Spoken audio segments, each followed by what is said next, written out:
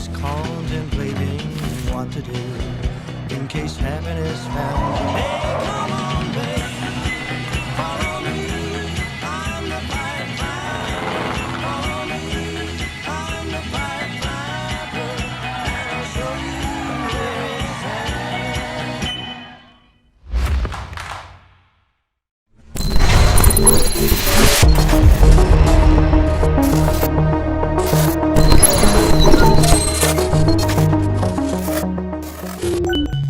Welcome to the Silicon Slopes podcast. Today our guest is Doug Jackson, who's the CEO of Charity Vision.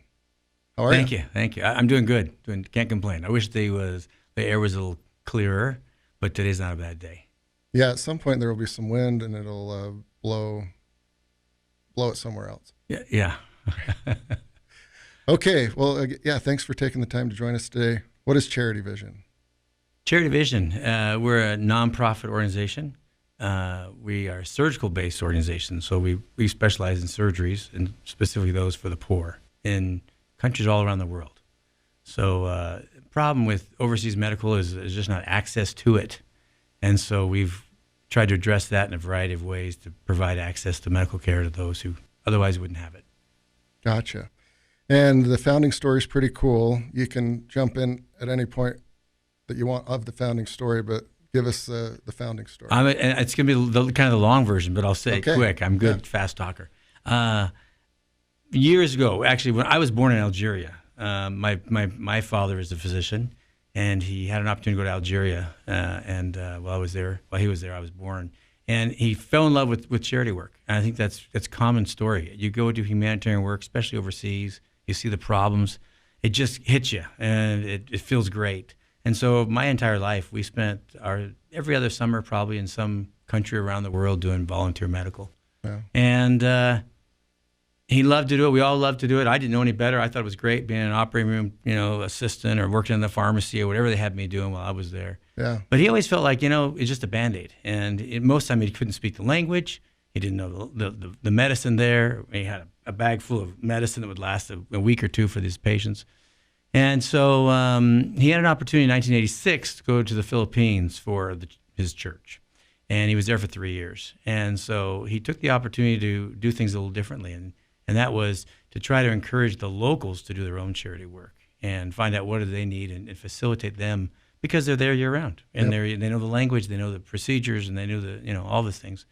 And that was just kind of a side hobby while he was there. But it grew so fast, and it was so prolific that before he knew it, there were people in Africa, people in South America contacting him saying, "Hey, I heard what you did there. We're a group of doctors down here in Uganda. Can you help us do the same thing?" So that's how it started. He just helped doctors in their own communities, help people in their own communities, and help them with supplies and equipment and doing surgeries, usually just simple surgeries. A few years later into this, when I joined up, we started to realize that we were doing mostly eyes. The number of people that have eye issues. There's 1.1 billion people in the world that have an eye issue and have nowhere to go to fix it. 1.1 billion is a huge number. Yep. There's 70 million people that are blind that don't need to be blind. A 15-minute procedure, they can have their sight back and their eyesight restored. Yeah. But they don't have anywhere to go, and they'll probably stay blind until the day they die. Yeah. So we were finding more and more of those procedures, and so we decided a few years ago to change our name to Charity Vision and to focus really pretty much just on visual issues. And so that's the story. So now we open up clinics, we partner with hospitals, partner with universities around the world. Our main focus, the two loves that I have are entrepreneurism and charity work. And so we've really melted those together, and we help these doctors and these organizations overseas to make a living, to do well, to be successful in their communities, and to even fund their own charity work. And so it's been fun to find creative ways to help them fund the charity that they're doing. Yeah. Very cool story. And for a kid to be able to travel around and do all that, that's a pretty cool thing. It's a life change. It's one of the more influential things in my life. Sure. Everything you look at through a different set of eyes. Because you see how the rest of the world lives, and actually you see how the rest of the world is pretty happy with nothing. Right. And we think we can only be happy with a lot of toys. And it's been fun for the full circle. I get to bring my kids with me now on the trips I go on. And inevitably, they all say the same thing. They all say, wow, I can't believe how happy those kids were. And all they had was a stick and a piece of trash. Sure. And it's insane. So Yeah. it's good for them as well to realize that the things isn't what really makes you happy. Yeah, there's definitely context in everything. So for those that have been around in the developing world, you don't want to have health issues, and for sure you don't want to have vision issues, right? Because it could be like quite dangerous, and it could like possibly shorten your life by quite a bit. Oh yeah, yeah. Years, right? With kids especially. Well, on both ends of the spectrum. Kids in Africa, for example, if you are born blind, and here again, we can fix this. With 15-minute operation, $25. That's how much it costs us. We have our costs down to an insane amount. We can give the eyesight back to those little kids. But most of the parents look at that and say, I can't afford to pay, to support my family as it is. How am I going to take care of this child that can't even see? Yeah. So they usually live an average of 2 years, and they get just neglected and they die. Yeah. And then on the other end of the spectrum, usually if you're a grandfather or a grandmother and you can't help in the field and you can't help around the house, it's almost your duty. If you're not forced, you just decide, I'm out of here. I'll go live on the streets until I die, and you can't afford to take care of me because I'm just a nuisance. Yeah. It's sad, but it's fun to find these people and say, it doesn't have to be that way. Give us an afternoon and we'll give you your sight back. Yeah, that's amazing. That is the cool part. So let's go into a little bit more detail on, I guess, the business model of how the logistics because it's international, right? And the end goal is to have a quick procedure that gives somebody their eyesight and ultimately their life back. Much better life by a million times. So how does it all happen, I guess? Well, another one of the reasons, not only that we were doing so many eyes, but the opportunity in ophthalmology is insane. The margins, I know we all know this because there's been some documentaries on it, but there's a lot of profit built into this industry. Yeah. And so from maybe an entrepreneurial mindset, I looked at that and said, well, there's opportunity to make this self-sustainable because people, if they're going to pay for something, they're going to pay for their eyes. Yeah. Those that can afford it. And the margins are so huge that all we need is a certain percentage of people to walk in the door that can pay full price. And we can take the profits and do all this stuff for free and still come out ahead or even. So we've come up with a mix of full price, partial pay, free, and we've installed that in the clinics that we've begun around the world. And then of course we do a high volume. And so we just took advantage of volume purchasing. In India, I have a manufacturer that makes all of our supplies for surgery for less than $10.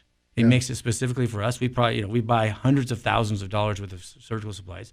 No one else is buying that much, so we can negotiate a great price. On average, if you're even in the backwoods city in Zimbabwe or Tanzania, you're going to pay at least $80, let's say, for your supplies to do that surgery. The person can't afford to even pay you the $80. You're going to, at best, you might break even. Well, then we show up on the scene and we say, hey, I can get you these things imported, shipped, everything in your storeroom for $15.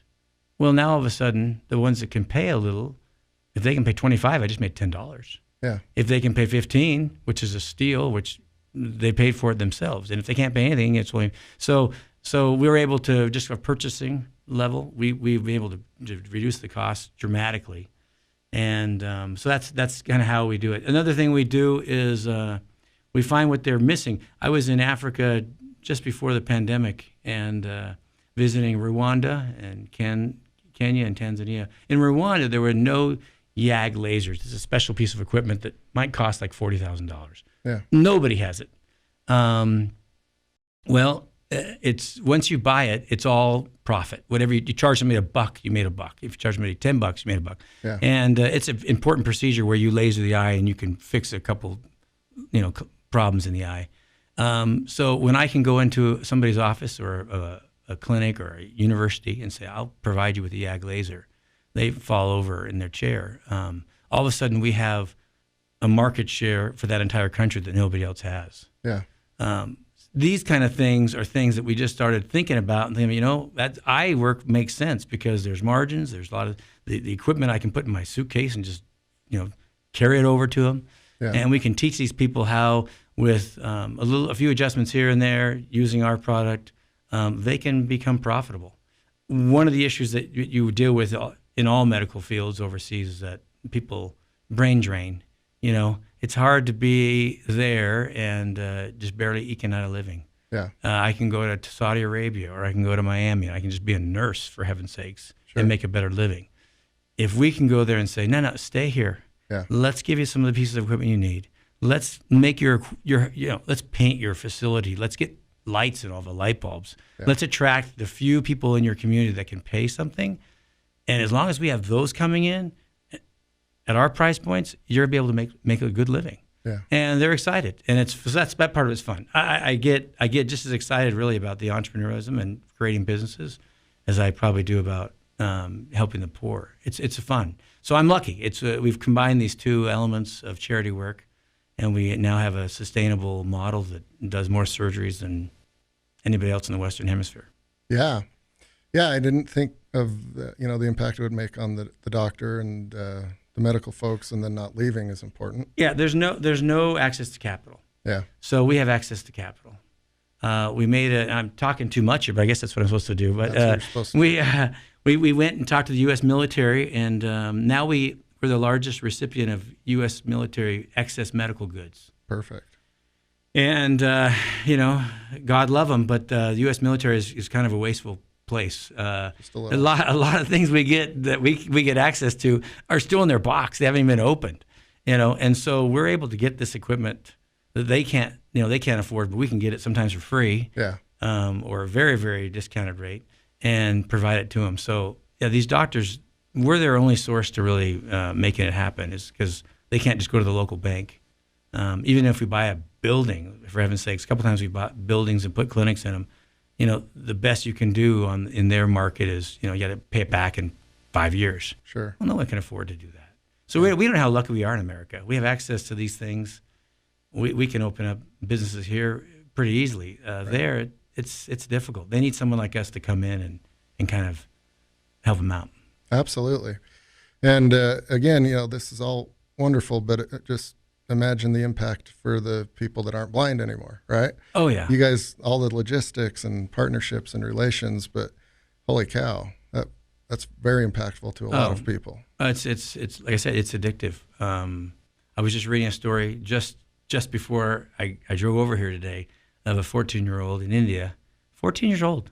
He'd never seen his parents, never been to school, I'm sure he just sat in the back room his whole life. He heard about one of our clinics in the area, went in, had a surgery.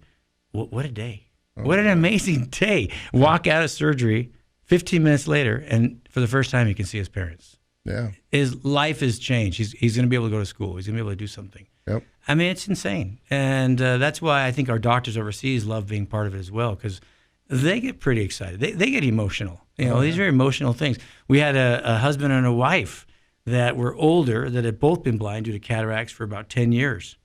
It's kind of fun. We have pictures of them. They both had their surgery the same day. We took off their badges at the same time. They looked at each other, and the smile was just, they hadn't seen each other for 10 years. Oh, yeah. So anyway, there's stories like that are just make it all worth it. And when it's so inexpensive to do, our feeling is, why not do as many as we possibly can? Yeah. Yeah, kudos to you on that. And, it's too bad we can't do like a big exercise where everyone has to wear a blindfold for 2 days. Because then I bet your, partners and donations and everything would go up. We've thought quite about a bit. it. We've thought about it. We had a day a couple of years ago. We challenged our social media, and our social media isn't that strong, but to do that and take pictures of it. And just a funny story, but I went out and I don't play golf, but I thought, okay, I'm gonna go golfing today, and I'm gonna have a blindfold on. Went out there, got on the ground, put my tee in, all by feel, put the ball in there, stood up, and they had the camera running. I said, okay, take this, pictures of me trying to do what so many people love to do. And I think I've never hit the ball as well in my entire life. Total luck. We had to scrap that picture. Sure. But normally, life is not the same. The simple things, that we take for granted. One of the more common things that you hear when it's in an older person, and this, I don't know, they always say, "I'm so glad that I can finally go to the bathroom by myself." Oh yeah. Just you want your moments of privacy. You want to do things that you just normally do, and when you can't see, all of a sudden somebody has to help you do everything. Yep. Somebody has to take you there and take you here, and of course the ones that aren't going to school. Even if you need glasses, we've done quite a bit of glasses now, and we can do glasses for, our costs are between $5 and $10 for probably the same pair of glasses that if you went down to the local store and you'd pay $300 for them. And Right. and that's the reality of this margin. That's just insane. Yeah. So we take advantage of that. But what was I saying? But these kids that can't see the board or can't play on the playground, they get bullied. They feel silly. They feel stupid. 20% of the kids in America need glasses. Yeah. And when you're overseas and you can't afford to have them, really what ends up happening is you just drop out of school because you can't see the board, you can't read without a headache, and so you just end up being a manual laborer with no chance to improve. So all these areas, vision is so dramatic. It's a lot of fun. Yeah, absolutely. And then we can't go over all the cool details, but you have a really great website that explains all that you do and why you do it. And you have like your annual reports, right? Like as a 501c3. So kudos to you for the full transparency. But there's some pretty big numbers, right? Like a lot of the 80% of these eye conditions are fixable. Mm-hmm. And for the amount of money that people can donate and get involved with, it moves the needle quite a bit. Yeah, it's economical. And one of the things we've done, even here at the home office, is we've used some entrepreneurial ideas, and we get a lot of equipment donated to us. A lot of it comes in only partially there, or it's broken. Yeah. And we've found that there's a pretty good market for partially used equipment, or somebody can give us an ultrasound machine to see your baby in your tummy, and it's totally broken. Yeah. But the wand works. Yeah. Well, the wand's worth $2,000. Yeah. So we take that and we might sell that on eBay or something. And we've gotten to the point where we pay all of our own overhead. So we have no overhead as applied to anybody's donation. So for an economical amount and with no overhead, people can get involved and really make a difference. A significant difference. And then hopefully these are accurate, but 375,000 surgeries since 1986. Oh, whoa. I don't know. No, we've hit 1 million. Okay. Yeah, last year we hit our 1,000th patient, and we're doing close to 150,000 a year now. Okay. So we've expanded. Once we started to find ways to get our costs down as low as we can, we're able to do that much more. And so we have partners, like I said, we have partners all over the world. But we do about 150,000 surgeries a year. We'll probably see 500,000 school kids a year and give away 100,000 pairs of glasses. Okay. Very cool. And like you can't solve all the world's problems, but this is actually a pretty big one. Oh, and you're making a pretty big dent. Yeah, it's a lot of fun. Yeah. It's a lot of fun, and I think one of the things that makes it fun for a lot of our donors is that even if you don't have any money, even if you're just a college student trying to make ends meet, $10 gives a kid the chance of an education. Yeah. $25 puts a parent back in the workplace, or saves somebody's life, quite frankly. Yeah. So the price point is so low that it is kind of fun, and it's nice to be able to have something where somebody can get involved and feel like they really made a difference. Yep. Really made a difference. Absolutely. So we've mentioned a few ways that people can get involved, but let's give the website just to make sure we don't forget to do that. Thank you. I would have charityvision.org. Okay. Charityvision.org. And then you mentioned even, like $10, but then there's folks that have lots of zeros in their bank account, and then everyone in between. So how can everyone, the rich, the middle class, and the starving students get involved? Well, I think just committing. I had one student tell me one time, he goes, I consider myself a generous person, and the more I thought about it, the more I thought, if I'm only generous once, in some future time, how generous really am I? So he said, I give every month. He gives $25 a month. $25 a month, that's significant. I mean, that's 12 people every year that have their life restored. I mean, we don't even feel it in our bank account. So you can go there, or you can go. We have a lot of those wealthier individuals that come to us, and they want to put in a clinic. Yeah. So lots of times someone will come and say, I want to do an entire clinic, and or someone else might come and say, hey, I'll buy a microscope. So we have, $25, $25,000 or $250,000, but we'll make sure it gets put to good use. And we strive to be very transparent. Our goal is to make it as fun for you as it is for us. We really enjoy what we do, and if you give us our donation, we want to make sure that you see where we used it and hear the stories of who's being benefited by it, so that you can feel the joy in giving. Because making money is fun, but giving it away should be even more fun. Yep. It really should be. And if it's not that much fun, then come talk to us, because we'll. And we even bring we bring a lot of our donors. I'm headed off to Peru in 3 weeks, 2 weeks now, and we're taking some of our donors that have helped us in Peru. We want them to see it, so they can get hands-on and go out and do a screening with us and see some of the patients and meet some of the doctors. So we try to be as transparent as we possibly can. Yeah, I can imagine how fun that would be, right? Because you can travel all over the world, and a lot of people have, but if you make an impact and you see that big smile on these people's face, that's got to be worth the price of admission, I would imagine. Yeah. So the reason you're on the Silicon Slopes podcast, it's a great story, and it is very entrepreneurial. You have to hustle and innovate just like any other entrepreneur. But what you and your team are doing is really, really cool. And we're happy to be as supportive as we can in whatever capacities we have. I'd love to talk to some of the people at Silicon Slopes. I feel like we're kindred spirits. We're here in Utah. We're startups. We're trying to make a difference in the world. We're using technology. We use a lot of technology in what we do, and I feel like I'd love to be able to have partnerships with some of the organizations here and get their employees involved to know what we do, and share some pictures and stories with them, so we can here in Utah, reach out across the world and make it a better place. Absolutely, and I sure hope they're listening, because this is a good one. But thank you so much, Doug. Hey, appreciate being on. Appreciate it.